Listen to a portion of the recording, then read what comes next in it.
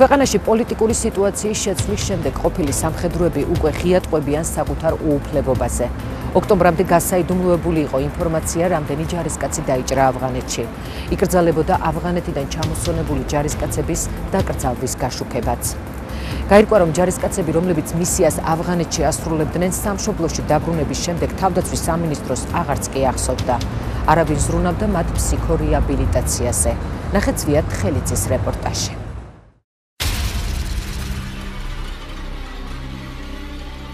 ეს საქართველოს შეიარაღებული ძალების სამხედრო მოსამსახურეების ფოტოებია. მათი უმეტესობა მესამე ქვეითი ბრიგადის 33 ბატალიონის ჯარისკაცია. ისინი ავღანეთში 2011 წელს სამშვიდობო მისიის დროს სხვადასხვა ვითარებაში დაშავდნენ, ძირითადად ხელნაკეთ ნაღმებზე აფეთქდნენ. ჯარისკაცები ამერიკის შეერთებულ შტატებში რეაბილიტაციის კურსს გადიან. აქამდე მათ არსებობას ნაციონალური მოძრაობის თავდაცვის მინისტრების საზოგადოებას გულმოდგინედ უმალავდნენ. რამდენი სამხედრო მოსამსახურე დაიჭრა ავღანეთის სამშვიდობო მისიაში, საქართველოს მონაწილეობის პირველი 2009 წლიდან დღემდე უცნობია.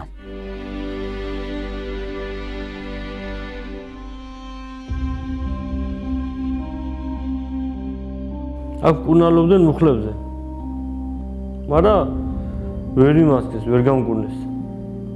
იქ ბოლოს რომ მივედი კიდე გამიმაზე და რომ დამბრაკეს, მაშინაც გოჯლობდი კიდე. ერთუდი გუკურნებელი დამრაკეს. აქ ბრიგადაში ცალკე სერჟანტები უნდა, ცალკე ოფიცერი, ცალკე ბრიგადის ექიმი, რომ შინ დაბრუნო არ შეიძლება, არ დაკომანტი მაგის საქართველოში. და მაინც დამრაკეს. ასევე უცნობია იმ სამხედროების რიცხვი, რომლებმაც შედარებით მსუბუქი ტრამვები მიიღეს, მაგრამ სამხედრო სამსახურის გაგრძელება ვეღარ შეძლეს. უცნობია ისიც, როგორ და რა საბაბით დაითხოვეს ისინი სამხედრო სამსახურიდან. დაენიშნათ თუ არა პენსია, ან სარგებლობენ თუ არა შეღავათებით. ვლადიმერ ლანჩავა ავღანეთის სამშვიდობო ოპერაციაში მონაწილეობის შემდეგ ჯარებიდან ავადმყოფობის გამო დაითხოვეს. ახლა თერჯოლის რაიონის სოფელ ჭოგნარიდან ქუთაისში თავის ფსიქოთერაპევტთან მიემგზავრება. ვლადიმერ ლანჩავა აცხადებს, რომ ის სამხედრო სამსახურიდან არასათანადო წესით გაათავისუფლეს. ამის გამო ვერც პენსიას იღებს და ვერც დახმარებას. კურნალობის ხარჯებს სრულად მისი ოჯახი ანაზღაურებს. გააჩნია რაფერ ექიმთან მივხვარ, რაფერ ჰოსპიტალში მივხვარ, რაფერ საავადმყოფოში მივხვარ. ყველა სხვადასხვა ფასი აქვს. ახლა ერთი მსვლელზე მარტო ანალიზებს იმაზე 250 ლარი დავტოვე. საქონელი იყოს. და მაგიდან ყოველს ხო ვიყვანთ და ყოველს ხედით. ამათი პენსიონერია. და მაგიდან ყველაფერი მეტი არაფერში მოსული არა. 24 წლის ვალერი ლანჩავა ჯარისკაცობაზე ბავშვობიდან ოცნებობდა. საქართველოს თავდაცვის სამინისტროსთან კონტრაქტის გაფორმების შემდეგ მესამე მსუბუქ ქვეით ბრიგადაში მოხვდა.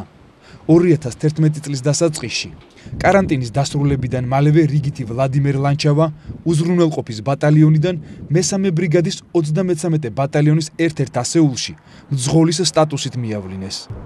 ავღანეთში გასაგზავნად ბატალიონის სასწრაფოდ იყო დასაკომპლექტებელი და ამიტომ ბიუროკრატიულ ფორმალობებს სამხედრო ნაწილში როგორც ჩანს დიდ ყურადღებას არ აქცევდნენ. ვლადიმერ ლანჩავამ ავტომობილის მართვაც კი არ იცის.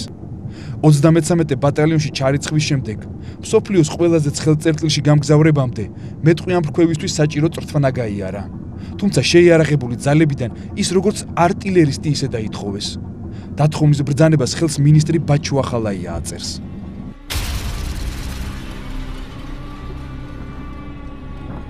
უბრალოდ ჭირდებოდა შტატი რომ შეევსოთ. იმ შტატში რაც ჩაწერილი არ აინტერესებდა. უბრალოდ შტატი შევსებული იყო დამთავრდა ამით. უთხარი იქ რომ მის საბუთროდ მოთხარ მძღოლობა არ ვიცი. მე რა უჯისო. თავარი დაწერო რაც ხაშინდა. ავღანეთში ბაზაშუკვანზე ყოფნისას ლანჩავას თირკმელში კენჭის გავლა დაემართა და სასწრაფოდ გერმანიაში გადააფრინეს. თირკმელზე მკურნალობის შემდეგ მუხლები დაუსივდა და ეტლის გარეშე გადაადგილება უჭირდა. გერმანიიდან ის საქართველოში გადმოაგზავნეს. სამშობლოში ჩამოსვლიდან მალევე ჯარისკაც ფსიქიური პრობლემები დაეწყო. ის ამაშლილობას გერმანიაში დასახიჩრებულ თანამებრძოლებთან ყოფნისას განცდილს უკავშირებს. ამბობს, რომ მსგავსი პრობლემები მის ბევრ თანამებრძოლს აქვს. ავღანეთში არაფერი აუხლუგო გერმანიაში იყო, მე რო ნახე ბიჭები, იქ რო ნახულობდი ამ ხანაგებს მაგაცებს. ზოგს ფეხი არ ქონდა, ზოგს ხელი არ ქონდა. ზოგი საერთოდ ვეღარ დადიოდა. ამას მე უკვე twin რო იმეორებს მე ჩოლებოთ არაფერი არ მჭირდა. ჩოლო ჩამოვედი. ზოგ ნერვების საშლელობა, ვერ იყვებოდი მიწევ რომ დავლიოთო სახელიდან ყველა ოჯახის წევრი მიდის. თუ იქაური პირობები ახსენდებათ მე. ეხლა რა თქმა უნდა ვალერის რაც პრობლემები აქვს ეს სერიოზული სინდრომია დღეს თავისუფლად ეხლა სხვა სახელმწიფოში რო ყოფილიყო მაინც პირადობით მაინც ავღანეთის სინდრომს დავარქმევდი ამას როგორც ექიმი და როგორც მისი მკურნალე ამჟამად და რა თქმა უნდა ეს სერიოზული პრობლემაა. არაოფიციალური მონაცემებით 2011 წელს აპრილიდან ოქტომბრამდე ავღანეთში სამშვიდობო მისიის შესრულებისას მხოლოდ 33 ბატალიონში 15-დან 20-მდე ჯარისკაცი დაიჭრა. 3 კი დაიღუპა.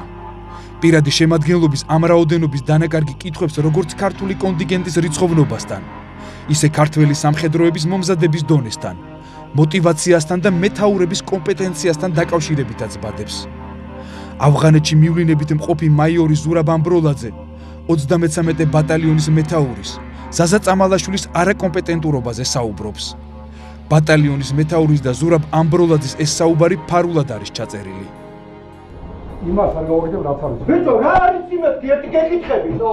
რომ დაუქე კაცოლის მეტაური იქნება, ოცოლის მეტაური და გადაუტარგუნ, აი კარიცი?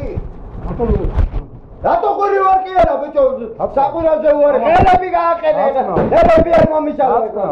გაწმარდი გამ. ხელები არ მომიშალე მეთქი ახლა გეუბნები. მაგრამ რო თქვენ მიხედეთ, მე არ გიყვირი ვარ, თქვენ მიხედეთ თქვენ.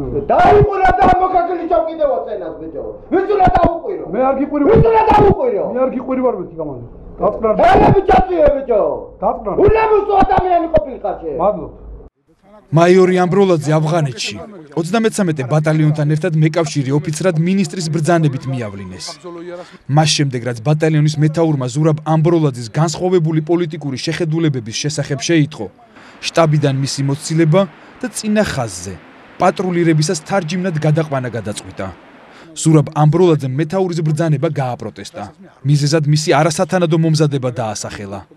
უფროს ოფიცერს მეთაურის მიერ განსაზღვრული ახალი პოზიცია რანგითაც არ შეესაბამებოდა. მე არ ვიცოდი ეს არ ქონა შესწავლილი. უშუალოდ წურთნა არ გამივლია მე მაგის. როდესაც სხვები გადიოდნენ ამ პატრულირების წურთნას, მე ვიჯექი შტაბში და მუშაობდი ინფორმაციის მიღება გადაცემას.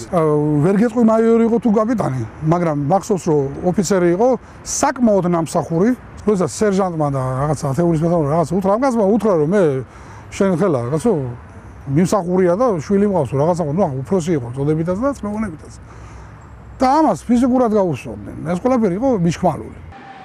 2011 წლის 26 აგვისტოს ზურაბ ამბროლაძეს იარაღი ჩამოართვეს და რამდენიმე დღეში საქართველოსკენ გამოამგზავრეს.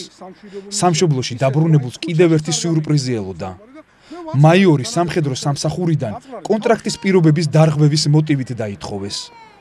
ზურაბ ამბროლაძემ აღნიშნული გადაწყვეტილება გაასაჩივრა, რის გამოც შეიარაღებული ძალების რამდენიმე მაღალჩინოსანი გაერთიანებული შტაბის ამჟამინდელი უფროსის გიგი კალანდაძის კლანი დაუპირისპირდა. ამბროლაძე ამბობს, რომ 33 ბატალიონის მეთაური მაიორი ზაზა წამალაშვილიც კალანდაძის კადრია. კალანდაძის თვითონ კლანი, რომელიც მე არ მოვერიდები ამის მას. კლანი, იმიტომ მაგ ყავს 20-ეული თავისი, 20 კაცი, მან მე შევიდა ჩამოვთვალო მაგენი თუ გინებოდა და აი მახათაძე ალექსანდრე, გოფოძე ესეთი ოფიცერია, სამარცხვინო ოფიცერია თავისი ქცევებით იყო ჩემზე ზეწოლა ისეთი რომ შენ აი არ დაგავიწყდეს რომ შენ ცოშვილი ხავს და შენ როგორ ჩვენი საყვარელი მინისტრის წინ წახვედი ბიჭო და გაგაკრობ და შენ არ იცი ვის დაეტაკე არაკაცი ხარ აი ესეთი რაღაცები სამხედრო პოლიციელი აი პირადად ალექსანდრე მახათაძე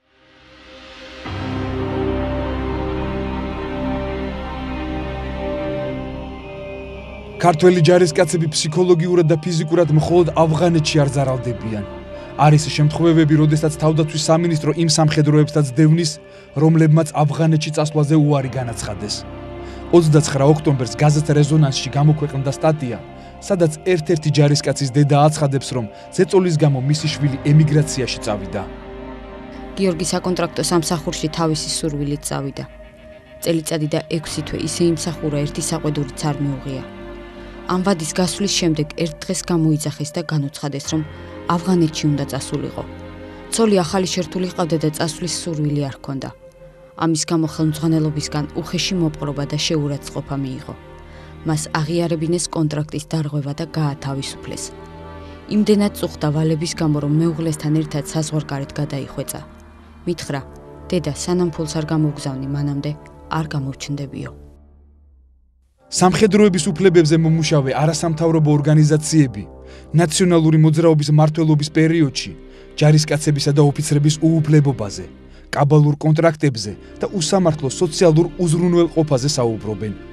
ავღანელთა კავშირის თავმჯდომარე ნუგზარ კახნიაური ამბობს, რომ სამშვიდობო ოპერაციაში მონაწილე ქართველ სამხედროებს დაბალი ხელფასები აქვთ და მათ პირად საქმეში ავღანეთში ყოფნა სხვა დანარჩენი მსახურობის დროისგან მხოლოდ ანაზღაურებით განსხვავდება. არადა ისინი იქ რეალურ საბრძოლო ოპერაციებში მონაწილეობენ. ჩვენი სამხედრო მოსამსახურეების ხელფასები დაახლოებით 4-ჯერ 5-ჯერ ნაკლებია ამერიკელ ჯარისკაცებთან და გნებავთ სხვა ქვეყნების ჯარისკაცებთან შედარებით. იმ შემთხვევაში თუ ქვეყანა სჭირდება, რომ გააგზავნოს თავისი ჯარისკაცი ნებისმიერ ადგილზე მოვალეობის შესასრულებლად, ეს იქნება გნებავთ ავღანეთში, გნებავთ ნებისმიერ ადგილზე, ჩვენ უნდა გავითვალისწინოთ ის, რომ თუ ვაგზავნით, ესე იგი შესაბამისი პირობებიც უნდა შეუქმნათ. არ მივუცეთ ხელფასი, ეს ნიშნავს არ მივუცეთ იარაღი, არ მივუცეთ ტყვია-წამალი. გენერალთა კლუბის წევრი თადარიგის ვიცე-პოლკოვნიკი ლაშა ქოიავა ამბობს, რომ აუცილებელია ავღანეთის სამშვიდობო მისიაში მონაწილე ჯარისკაცების როგორც სტატუსის განსაზღვრა, ისე მათი ფსიქორეაბილიტაცია. სამხედრო ექიმი ფიქრობს, რომ სახელმწიფომ საზოგადოებაში მათი სრულფასოვანი დაბრუნება უნდა უზრუნველყოს. რასაკვირველია, როდესაც ბიჭები პატრულირებენ, შეიძლება აფეთქდეს ნაღმზე. ის ყოველ წამს ელოდება, რომ მისი მანქანა აფეთქდება ნაღმზე, მას რაღაცა დაემართება. როდესაც მისი მეგობარი რაღაც დასახიჩრდა. როდესაც მისი მეგობარი დაიღუპა. შეიძლება ეს აუცილებელი არ არის, რომ ქართული კონტინგენტიდან დაიღუპოს ან დასახიჩრდეს. ის ხედავს დასახიჩრებულს ან დაღუპულ მებრძოლს. და რასაკვირველია აღიქვამს, რომ მას შეიძლება იგივე დაემართოს და რასაკვირველია განცდა არის. ბიჭები, რომლებიც ჩამოდიან, მათთან ერთად უნდა იმუშაოს ფსიქიატრმა პირველ რიგში და რასაკვირველია შემდგომ ფსიქოლოგებმაც. თავდაცვისა და უშიშროების კომიტეტის თავმჯდომარე აცხადებს, რომ ავღანეთის და სხვა საერთაშორისო სამშვიდობო ოპერაციებში მონაწილე სამხედროებისთვის ვეტერანის ან მასთან გათანაბრებული სტატუსის მინიჭების თაობაზე პარლამენტში უკვე მუშაობენ. გამომდებლობაში აღნიშნულია, რომ ის, ვინც საერთაშორისო მისიებში ან სხვა სახელმწიფოს ტერიტორიაზე მონაწილეობას იღებდა საბრძოლო ოპერაციებში, მიეცემა ვეტერანის სტატუსი. თუმცა ამ შემთხვევაში არის გარკვეული კაზუსი სამართლებრივი და ეს კაზუსი მდგომარეობს იმაში, რომ თუ რამდენად ჩაითვლება ავღანეთში წარმოებული სამშვიდობო ოპერაცია საბრძოლო ოპერაციად. ამასთან დაკავშირებით მე ჩემს იურისტებთან გავიარე კონსულტაციები. ჩვენ მივმართავთ უახლოეს დღეებში ნატოს წარმომადგენლობა საქართველოში, სამეკავშირეო ოფისს და მივმართავთ კითხვით, თუ რა პრაქტიკით ხელმძღვანელობენ სხვა ქვეყნები, ერთის მხრივ და მეორეს მხრივ მიიჩნევა თუ არა ავღანეთში წარმოებული სამშვიდობო მისია საბრძოლო ოპერაციად.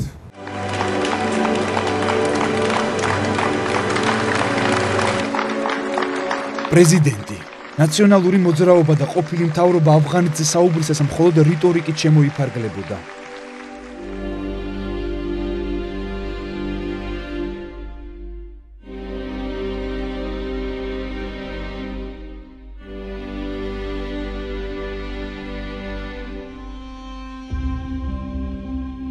დაღუპული ჯარისკაცების ჩამოსვენება კი ღამით და საზოგადოებისგან მალულად ხდებოდა. დაჭერილების შესახებ ინფორმაციის ერთადერთი წყარო უცხოური მედია იყო. ასე გახდა ცნობილი 31 ბატალიონის მეთაურის ალექსანდრე ტუღუშის შესახებ. დღეს კი უკვე ვიცით, რომ ავღანეთში მძიმე დაშავებულთა რაოდენობა გაცილებით მეტია. რა ელით მათ საქართველოში დაბრუნების შემდეგ?